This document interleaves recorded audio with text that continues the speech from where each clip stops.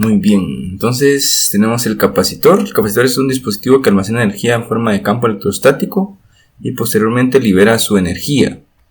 Básicamente un capacitor está hecho de dos placas metálicas, las cuales se cargan positiva y negativamente y luego pues liberan su energía. Dentro de las partes principales de un capacitor tenemos las terminales, que es donde nosotros conectamos el capacitor, las placas metálicas, que son las que almacenan la carga, y el dieléctrico, que es lo que está pintado aquí con azul.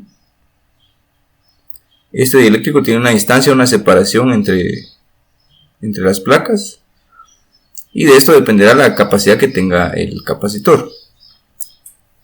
La unidad de medida para el capacitor es el faradio. Podemos decir que un faradio es una magnitud muy grande. En realidad pueden utilizarse valores de microfaradios, nanofaradios y picofaradios. Nosotros en electricidad vamos a estar utilizando más lo que son los microfaradios. Cuando hablamos de la capacidad del capacitor o capacitancia de un capacitor, pues se refiere básicamente a la energía que puede almacenar este capacitor. Dentro de las cosas que afectan a la capacidad del capacitor tenemos la tensión aplicada, la superficie de las placas, la distancia entre las placas y el tipo de dieléctrico. El tipo de dieléctrico es decir, el aislante que se encuentra separando las placas. Muy bien. Entonces, ¿qué quiere decir con tensión aplicada? Muy bien, mientras más tensión aplicada tengamos en el capacitor, es decir, si tenemos mayor voltaje, el capacitor va a tener la capacidad de almacenar mayor energía. Y si tenemos un voltaje más pequeño, el capacitor va a almacenar menos cantidad de energía.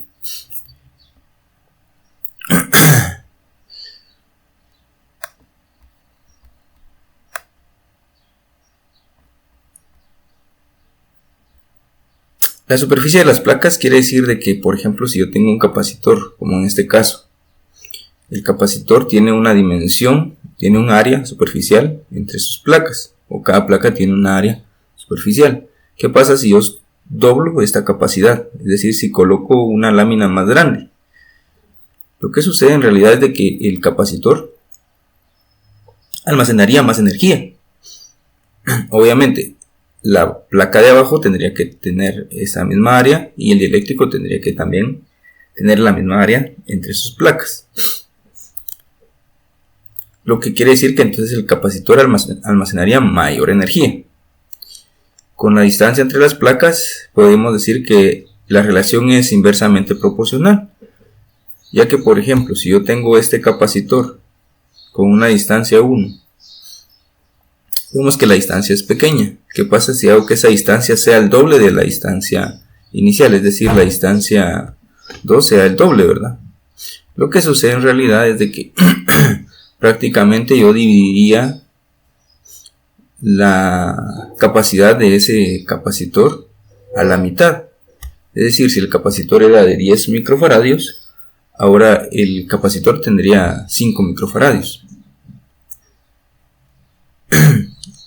Y cuando hablamos del tipo de dieléctrico, que es que afecta a la capacidad del capacitor, vamos a ver primero un concepto que se llama permitividad.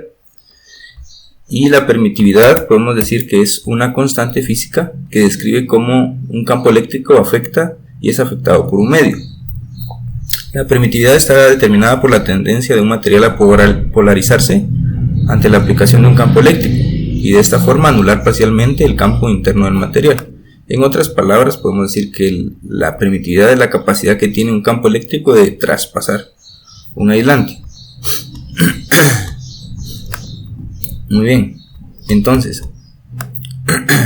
¿qué pasa si nosotros no tuviéramos aquí un dieléctrico? Si nosotros tuviéramos estas placas, pero esto que está pintado en azul sería el vacío. Pues igual forma tendríamos un capacitor. Pero resulta que en la vida real no se utiliza el vacío debido a que las placas pues tienden a unirse, ¿verdad? Entonces para ello se fabrican los capacitores de manera de que se utiliza un material diferente al vacío. este material tiene una permitividad relativa. Relativa quiere decir que es medida respecto al vacío. Para eso, para determinar la permitividad relativa, utilizamos la permitividad del dieléctrico y la permitividad del vacío. La división entre estas dos nos da la permitividad relativa. Entonces, no es lo mismo un capacitor que sea al vacío, uno en aceite y otro en papel. Estos cambios hechos en el dieléctrico pueden hacer que el capacitor cambie su valor en microfaradios, en nanofaradios o en picofaradios. Los capacitores podemos encontrarlos de diferentes tipos. Dentro de los primeros tipos que tenemos, pues podemos hacer la clasificación. Tenemos capacitores de corriente directa y capacitores de corriente alterna. Ok. Básicamente los capacitores de corriente directa siguen siendo fabricados con dos placas, lo que cambia es la estructura interna del capacitor. Tenemos algunos que tienen dieléctrico de papel, cerámicos, electrolíticos, sería los siguientes.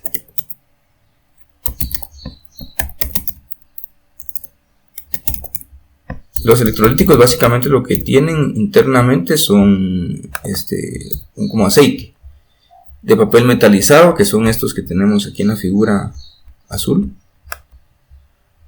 de poliéster. Algunos, como este caso, estos que son como que fuera forma de un alternador, son de un valor variable, ¿verdad? Regularmente las aplicaciones se utilizan más en telecomunicaciones. Estos son electrolíticos, estos azules que tengo acá. El capacitor este es polarizado, este también es polarizado. Y estos que son de cerámica, de papel, son no polarizados, lo que quiere decir que puede conectarse de cualquier forma, no va a pasar nada con el capacitor. Ok, básicamente los capacitores de corriente directa tienen dos placas. Algunos tienen polarizadas sus placas, quiere decir que una de sus placas debe ir a la parte negativa del circuito. De lo contrario, el capacitor tiende a explotarse. Los capacitores de corriente alterna regularmente tienen tres placas internamente, porque como ustedes saben, la corriente alterna cambia de polaridad en el tiempo y tiene una forma senoidal. Lo que quiere decir esto es de que está cambiando constantemente de polaridad en sus cables. Esto sería un problema si solo el capacitor tuviera dos placas, porque lo que pasaría al final es de que el capacitor se explotaría, aunque sea un capacitor no polarizado. Entonces se le incorpora una tercera placa. Esta tercera placa lo que hace es permitir el flujo de electrones de esta placa hacia esta sin que haya digamos por así decirlo, un cortocircuito. Y cuando cambia la polaridad, la corriente viene y fluye en esta dirección hacia esta placa, por lo que siempre una se va a polarizar positiva y negativamente. Bueno, ahora vamos a ver el comportamiento de un capacitor en DC y en AC. Lo vamos a ver de forma gráfica. Vamos a ver si lo podemos ver acá. Ok, aquí tengo dos circuitos eléctricos. El primer circuito eléctrico está conectado a una batería de 9 voltios. Vamos a ver qué es lo que sucede. Solo voy a subir la capacidad de la resistencia. Vamos a poner una resistencia de 10K. Y vamos a ver qué es lo que sucede. Entonces vamos a encender el switch. Entonces vamos a ir viendo que el capacitor empieza a cargarse hasta que llega un momento en el que él solo se polariza. Y de ahí pues el capacitor queda cargado. Si yo apago el circuito, el capacitor sigue estando cargado. Y aunque yo encienda o apague el circuito, no pasará nada más que el capacitor ya quedó totalmente cargado. Lo que quiere decir que la circulación de corriente es en un solo sentido. En corriente alterna pasa algo totalmente diferente. Vamos a ver entonces, voy a encender el circuito de corriente alterna. Le vamos a poner, bueno, lo vamos a dejar en este valor. En este momento tenemos una fuente de 10 voltios a 1 Hz para que lo podamos observar. Entonces, si nos damos cuenta, el capacitor no se carga, sino que se está cargando en un sentido, se descarga y se carga en el otro sentido.